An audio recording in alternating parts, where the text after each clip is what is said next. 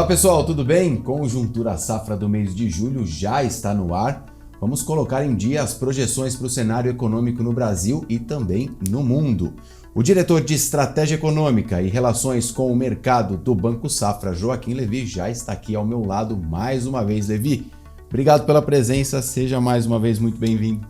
Muito obrigado, bom estar junto para a gente falar um pouquinho sobre o mundo, sobre o Brasil. Claro, com certeza, vamos bater um papo agora.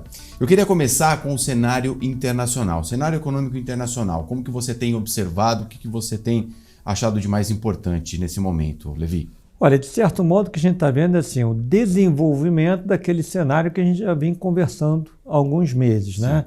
Então, a discussão de o que fazer para combater a inflação nos Estados Unidos. O Banco Central, que começou a se manifestar mais forte no começo do ano, agora diz que vai vir com todas as armas. Deu aquele aumento de surpresa do 0,75%, que agora já foi normalizado. Todo mundo já está esperando que ele vai dar agora, o próximo vai ser outra vez 0,75 e quem sabe ainda outros, etc. Tem uma coisa, para quem acompanha o Banco Central americano, o Fed, que é muito interessante, que são as chamadas bolinhas, the dots, né? Que é o quê? Os membros do FONC, que é o cupom deles, dizem onde que eles acham que a taxa de juros de curto prazo vai estar no final do ano, desse ano, do próximo ano e tal. Até outro dia elas ficaram na casa de 2,5%, raspando, alguns mais audaciosos iam para 3%. Agora está todo mundo em 3% e muito, e alguns já nos 4%, mostrando que o aperto é para valer. A consequência disso tem sido o quê? Um ajuste dos preços dos ativos. A bolsa que continua caindo, com muita volatilidade, ela cai 3 dias, sobe, depois ela dá um fôlegozinho, daqui a pouco ela cai outra vez. E outros ativos começam também a se movimentar. Então, por exemplo, as commodities, elas estão se mexendo, inclusive as commodities mais associadas ao crescimento econômico. O cobre deu uma queda extraordinária. O ouro vai até se mantendo mais ou menos bem. No nosso caso, o minério de ferro caindo de preço, tá certo? Até a alimentação deu uma acomodada.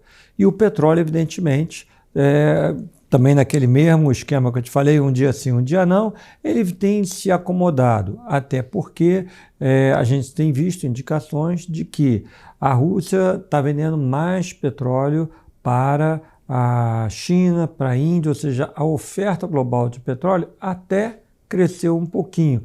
Então a Rússia, curiosamente, está substituindo os outros parceiros dela lá na OPEP. A Rússia é OPEP+, né? Bem da OPEP, mas ela está vendendo mais a um preço de desconto, porque China e Índia estão comprando petróleo russo, mas com desconto de 25%. Mas a consequência disso é que o preço mundial do petróleo começa a cair um pouco, porque a gente sabe que o petróleo, como a maior parte das commodities, ela tem o que o economista chama de elasticidade bastante baixa, na verdade. Ou seja, quando você chega perto do limite, o preço dispara. Sim. Enquanto pequenas reduções, vamos dizer assim, um pequeno mais de folga no mercado faz o preço cair bastante. Então, esse é o cenário que a gente está vendo. A Europa sentindo cada vez mais o impacto da guerra, a confiança do empresário na Alemanha caindo drasticamente, uma preocupação de como que a política monetária pode se apertar um pouco, dado o enorme nível de inflação da região, sem criar um desequilíbrio entre os países, por causa da situação fiscal, da situação econômica, por exemplo, da Itália, muito mais frágil que da Alemanha. Então, o ECB manifestou a vontade de apertar os juros. Sim. Porque imagina, o preço atacado em vários países aumentou 40%, 50%. E isso acaba sendo transmitido para os preços ao consumidor, que estão em níveis absolutamente, vamos dizer assim, recordes. 6% num país, 8% em outro, quando o objetivo era perto de 2%. Então, isso obriga o Banco Central a reagir. Mas qualquer movimento do Banco Central, qualquer movimento da taxa de juros de hoje, afeta o mercado da dívida pública dos diversos países de uma maneira forte e heterogênea. Então, essa é uma dificuldade que o Banco Central Europeu disse que vai lidar, mas a gente não sabe exatamente com que instrumentos, até por causa de algumas complicações jurídicas, etc., que a Alemanha está botando. Mas o fato é que o problema de energia para a Europa, para a Alemanha em particular, mas para a Europa como um todo, significa um choque de oferta muito grande, vamos dizer assim, entre aspas, do empobrecimento, que muito provavelmente vai levar a uma contração econômica. Já tem todos os indicadores nesta direção. Finalmente, na Ásia, o Japão está indo bem, com um problema que ele não tem tido aumentos salariais, e, portanto, não tem uma inflação muito alta, e o presidente do Banco Central lá disse que não está a fim de aumentar a taxa de juros, porque não vê motivos para isso. O problema é que, se você está vendo a taxa de juros nos Estados Unidos subindo e você não vê no Japão, o iene desvalorizou de uma maneira absolutamente extraordinária. Ele saiu de mais ou menos 111 para 137. Em poucas semanas. É um valor muito expressivo, principalmente a velocidade. Então, hoje a gente tem a questão de por quanto tempo o Japão poderá manter uma política monetária tão frouxa como ela tem agora, quando quase todos os outros países, inclusive na própria Ásia, da Austrália em diante, têm apertado. O último grande ator, a China. A China ela vem se recuperando, obviamente, daquele impacto que foi o lockdown, principalmente toda a região de Xangai. Então, a economia está recuperando, mas, para esse ano, o PIB do ano, de certo modo, sofreu muito alguns meses, o que significa que o PIB do ano vai ficar muito abaixo das previsões iniciais e dos objetivos do governo. O governo tem tomado algumas medidas para tentar estimular a economia, mas ele não tem tantas possibilidades. A última delas foi permitir que os municípios e as províncias subnacionais aumentassem os empréstimos para investir em infraestrutura.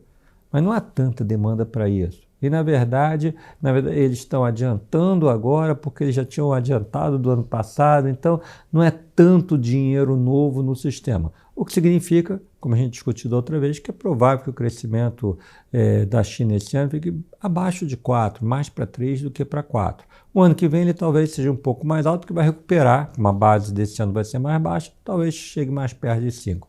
Mas há uma mudança estrutural na China que indica uma desaceleração mais permanente da taxa de crescimento lá. O consumo vem fraco, o investimento em moradia, a gente já conversou outras vezes, deu uma parada, porque estava vindo num volume muito grande, já uma grande quantidade de casas vazias, todo mundo sabe disso, tá certo? E o governo tem deixado, inclusive, as companhias de construção até irem à bancarrota, não pagarem coisas, ou seja, uma indicação forte que ali não vai continuar crescendo.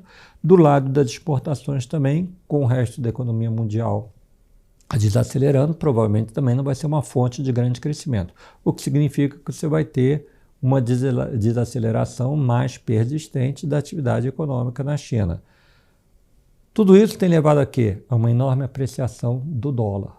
Eu falei da relação com o iene, mas ela também vale em relação ao euro, tá certo? O euro daqui a pouco pode valer menos do que $1, uma coisa que não acontece há mais de década, tá certo? Então, isso também afeta a gente, o próprio valor do real.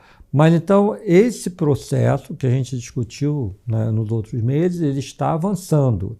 Isso significa que a economia mundial vai entrar em colapso daqui a 2 meses? Isso significa que vai haver uma enorme recessão nos Estados Unidos?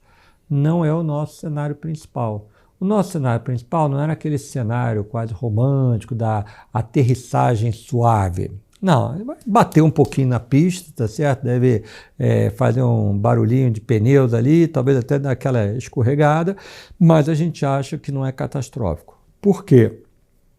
Por várias razões. Mas uma é a seguinte, a própria tendência da inflação vai ser na direção de perder momento. Por quê? Porque essa inflação é muito resultado do fato do governo americano ter dado muito dinheiro para as empresas e para as famílias durante a Covid. Sim. Você deu quase 30% do PIB em transferências, em déficit. É muito mais do que o habitual, para uma economia que não podia responder. Então, se está cheio de dinheiro na mão e não tem tanta coisa para comprar, que acontece? Uma parte você poupa e uma parte vai fazer os preços subirem. Essa é a verdadeira razão dessa inflação global. Foi muito dinheiro jogado. Era importante, né? Era uma pandemia, ninguém sabia o que ia acontecer, ok. Mas, inclusive, alguns economistas americanos avisaram para esse risco. Mas isso acabou. Agora, as transferências acabaram. Tem um resíduozinho, mas muito pouquinho. Ou seja, as famílias ainda têm algum dinheiro que pouparam, que não gastaram, como aqui no Brasil também, mas a renda ela diminuiu, principalmente o valor real, porque com a inflação o salário que comprava X está comprando menos. Então isso já vai levar a uma desaceleração natural da atividade econômica nos Estados Unidos, porque você não está realimentando, gastando mais dinheiro, porque se o governo tem um problema, joga mais dinheiro, óbvio que os preços vão continuar subindo, tá certo? Na Europa está acontecendo um pouquinho disso, o que torna, inclusive, a vida lá da Lagarde vai ser mais difícil. Então, essa é a primeira coisa. O fiscal já está ajudando e vai ajudar. A segunda coisa, como parte da política monetária, o governo americano também, o Fed, disse que ia parar de comprar papéis públicos, né, aumentar o seu balanço, jogar dinheiro na praça. Ele parou e agora ele está começando a deixar os papéis vencerem. Ou seja, vai estar diminuindo a liquidez do sistema. As reservas que os bancos têm vão começar a cair.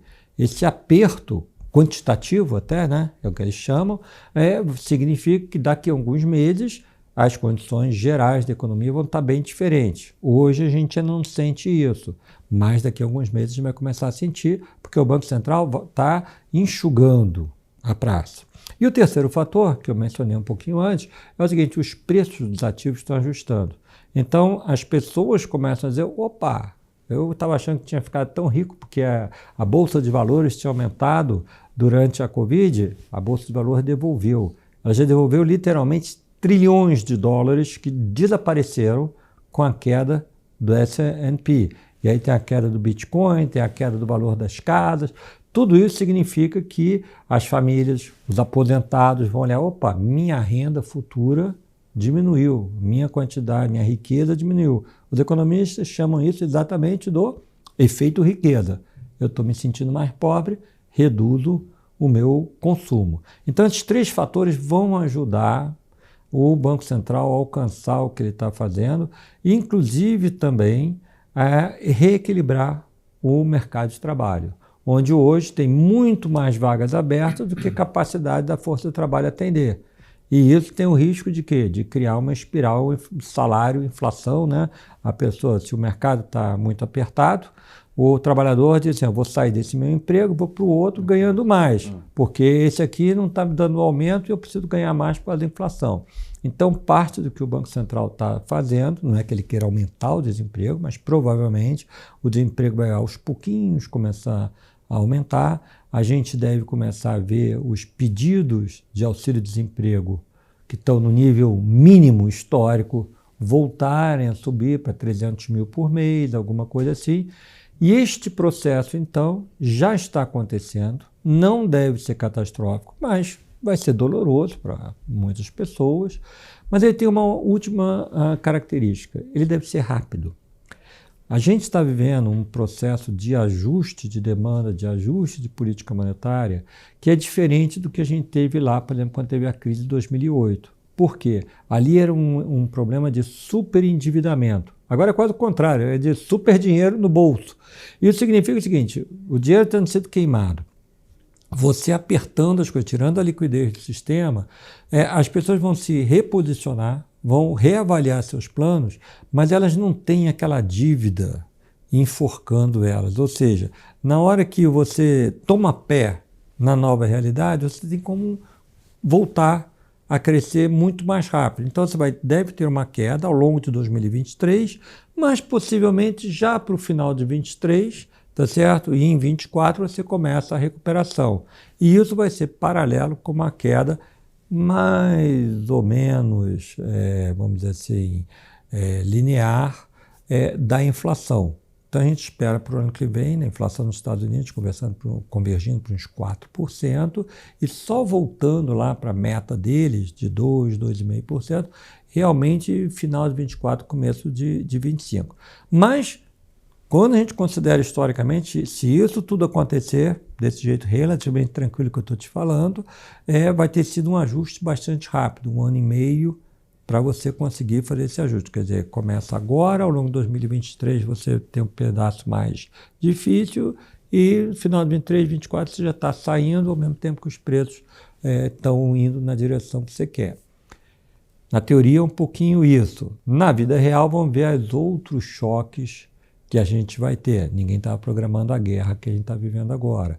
Pode ter outras questões, até as questões climáticas. Mas vamos dizer assim, este é o plano de voo, ou plano de aterrissagem, por assim dizer, do Fed, e com ruído natural, porque na vida real as coisas não acontecem linearmente, né?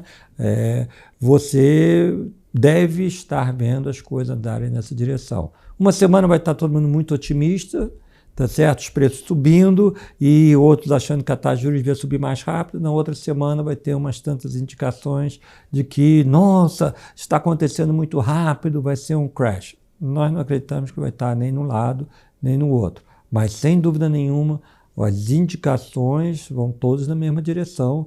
Como eu falei no começo, preços de commodities caindo, preço dos ativos de renda variável caindo, a própria questão de preço de imóveis também caindo, e a gente, já vários indicadores da indústria, o IMS, outros indicadores, dando sinais de arrefecimento da demanda, até do consumo das pessoas, tá certo? E um aumento salarial relativamente forte, mas não extremamente preocupante. E a próxima coisa que a gente deve ver nos próximos meses, talvez lá mais para setembro, vai ser esse aumento dos pedidos de auxílio-desemprego, que é um termômetro assim, muito imediato de você sentir como que o mercado de trabalho está andando e como que as empresas estão respondendo a esse novo cenário. Bom, feita essa ótima análise do cenário econômico internacional, Levi, eu queria puxar o nosso papo para Brasil, para cá. Como que você tem avaliado o crescimento do país atualmente?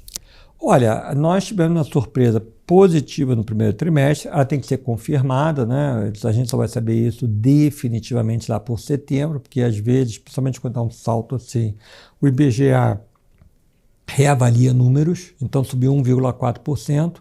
Isso é bom porque aí o que acontece? Você sobe no começo do ano, você muda o PIB do resto do ano, em princípio, para um novo patamar. Então a gente precisa saber se esse patamar foi realmente tão alto como pareceu pela indicação do primeiro trimestre, e 2, se ele vai ser mantido ou você vai ter uma queda mais para frente. O Banco Central, até recentemente, vinha indicando que ele esperava, até por conta do efeito da política monetária, que tivesse uma acomodação, uma desaceleração, talvez até uma contração na segunda metade do ano. Tá? É o nosso cenário base também, por uma série de razões. Os salários não estão subindo tanto assim. O crédito não vai poder auxiliar muito esse ano, porque a taxa de juros está subindo, é o que o próprio Banco Central quer, tá certo? E portanto, do lado, e os investimentos estão ok, a gente conversou de construção civil há uns tempos atrás, continua indo bem, inclusive no interior está indo até melhor, porque tem mais dinheiro por causa da agricultura, mas não é um negócio que esteja disparando. Então a gente prevê essa desaceleração para a segunda metade do ano. Mais recentemente, desde a última vez que a gente conversou, teve um dado que a gente está estudando, muito interessante, com uma série de informações novas, que é a PNAD. O que é a PNAD? A Pesquisa Nacional de Amostragem a Domicílio. E ela faz perguntas sobre emprego, desemprego, salário, etc. Há uma série de notícias muito interessantes e muito positivas, tá certo? O emprego crescendo enormemente, quase 1 milhão de vagas no formal e outro que é 700 mil vagas no informal, então mais de 1,5 milhão de vagas num período muito curto, de vagas não, de empregos mesmo, né? Num período muito curto, uma massa salarial que volta a crescer, porque o emprego está indo muito bom, e um emprego muito espalhado. A construção civil sendo 900 mil vagas nos últimos meses, novas posições nos últimos meses na construção civil.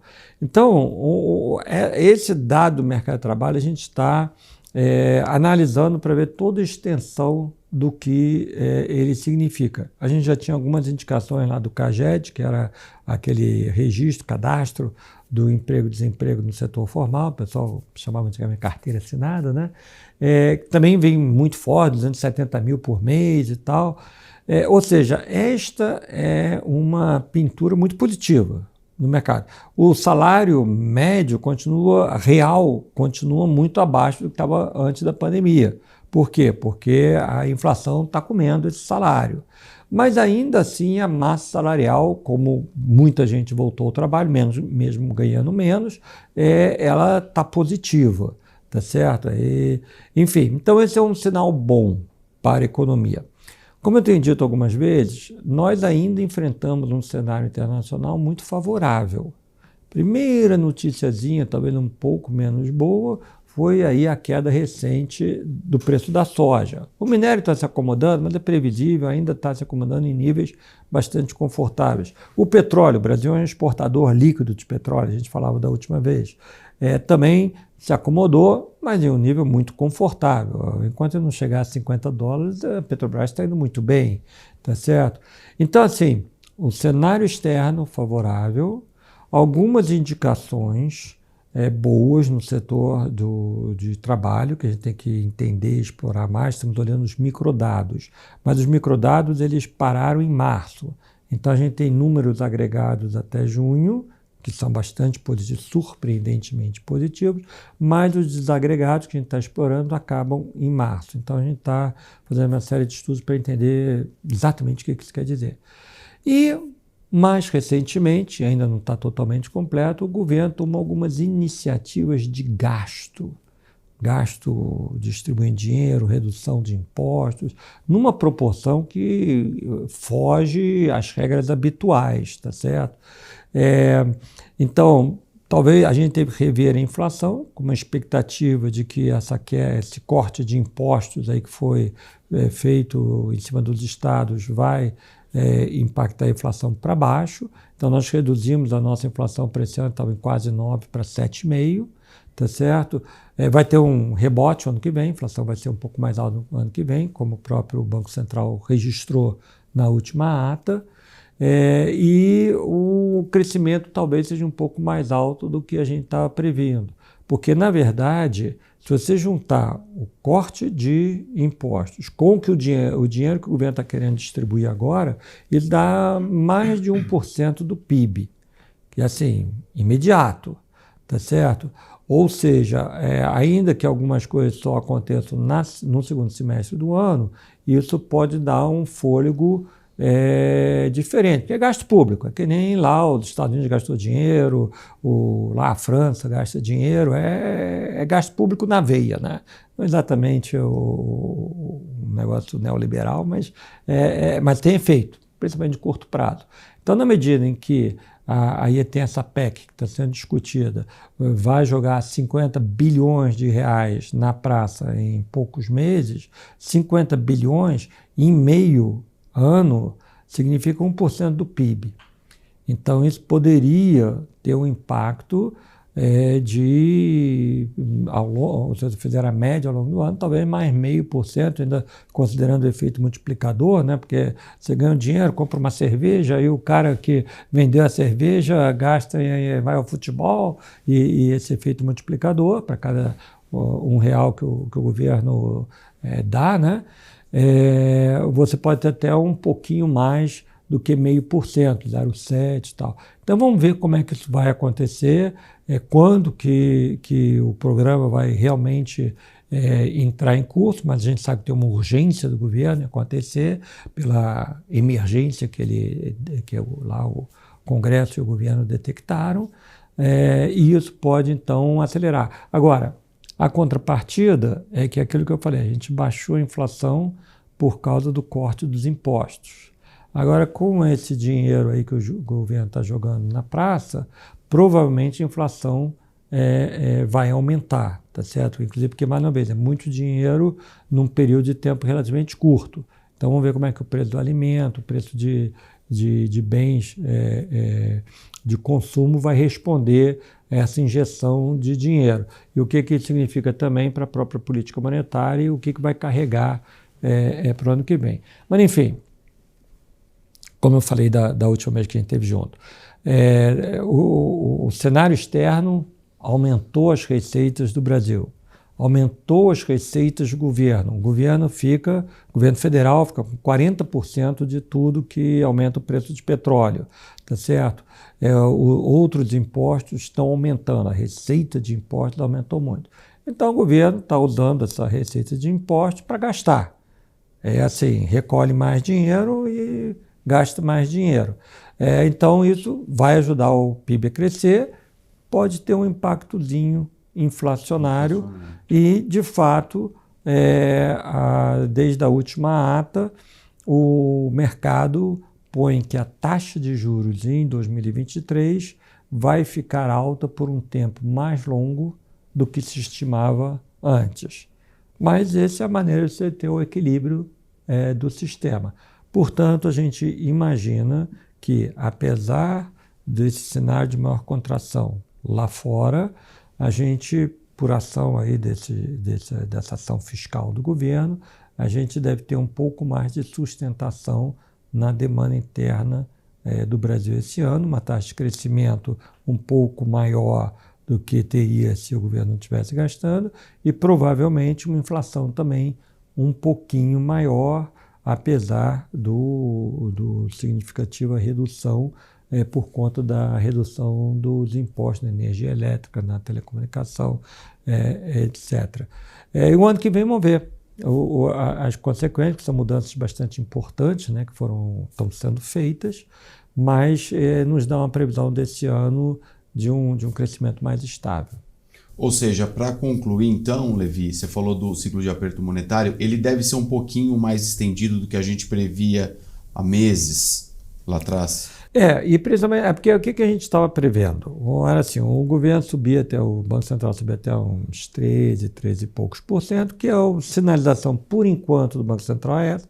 Eu não sei se, em reação à PEC, ele vai querer continuar subindo mais um pouquinho, pode ser que sim, pode ser que não. Mas ele também, e aí a gente imaginava que no final de 2023, a taxa de juros estaria, digamos, 8%. Tá? Hoje em dia a sinalização é de que ela provavelmente estará mais alta que 12%. O mercado chegou a botar 11% no final de 2023, tá certo? Mas essa é natural, com as mudanças das pressões nos preços, etc., o próprio mercado ajusta a taxa de juros que ele está prevendo. Mas as coisas podem ser diferentes e o Banco Central pode ter uma outra reação. Mas eu concordo com você, a curva, né, como se chama aí entre os economistas, ela deu uma desinclinada, ficou mais plana, significando que a taxa de juros alta vai ficar por um pouquinho mais de tempo do que a gente tinha previsto há 2 ou 3 meses, antes de ter havido todas as movimentações mais recentes aí no Congresso e com o governo. Então, acho que é isso. O emprego cresceu bastante, o desemprego caiu. A gente está analisando para ver nesse quadro se ainda tem possibilidade do emprego continuar, mesmo que não seja nesse ritmo, mas continuar a crescer, tá certo? O setor externo vai bem, tá? As exportações continuam bem, tem esse risco de preço, mas para esse ano a gente não vê maior risco, tá certo, das exportações. O investimento, pequena contração, mas de modo geral eu diria relativamente bem, inclusive como proporção do PIB ainda está mais alto do que antes da pandemia, então principalmente o imobiliário continua forte. É um quadro, como a gente vinha dizendo antes, um quadro de um certo equilíbrio, apesar agora desse movimento do gasto público, é um quadro relativamente de equilíbrio, não é um crescimento extremamente alto, mas eu diria que dá alguma segurança em um ambiente que está mudando muito rápido lá fora, né? Análise econômica atualizada. Levi, mais uma vez, obrigado pela presença. Volte sempre, você é muito bem-vindo aqui. Muito obrigado e é muito bom estar conversando aí com as milhares de pessoas que nos acompanham e têm interesse em tudo que o Safra está comunicando e o que a gente pode fazer em termos de oferta de opções de poupança, de investimentos, etc., que o nosso carro-chefe é um serviço, até um serviço público, que a gente faz para a sociedade e com grande orgulho. Perfeito. E a gente se vê na próxima. Até lá, pessoal. Obrigado pela companhia.